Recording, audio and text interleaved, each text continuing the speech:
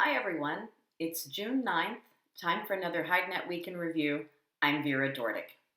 Starting with the United States, sellers were able to hold prices pretty steady on most steer selections this week, so that was good news. While some claimed a good week of sales, others said activity was not as high. With the market having been on such decline, though, as I mentioned, any week of steady prices is a good week. With regard to Texas steers, they were stable, trading at $20 for 62 to 64 pound averages.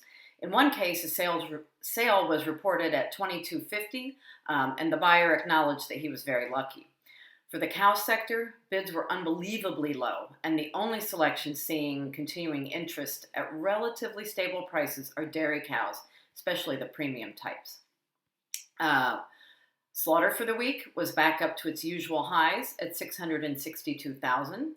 With regard to the export report, combined raw and wet blue sales were 572,300, and shipments were just 508,000, neither of which helps chip away at the backlog of hides in the market. As everyone agrees, it's going to take several weeks of sustained good sales and especially shipments before sellers can be well positioned. In our market observations this week, we look at the sad story of lower grade hides and what a number of industry experts are saying needs to happen for the market to be strengthened. From Brazil, editor Ronald Guiel reports that fresh hide prices dropped 5 cents this week, as did the price for TR1, which is now at a maximum of 52 cents per square foot.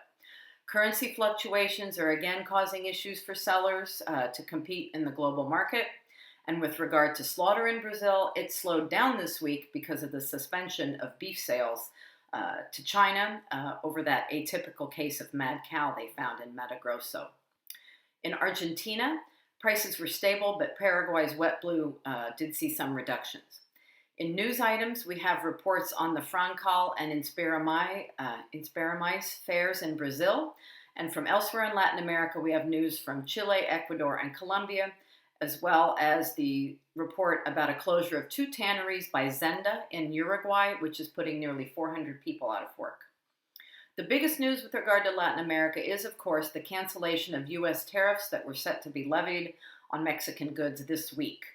Major media have all the details, but the hide and leather industry is just one small part of the economy, now breathing a sigh of relief that those are off the table.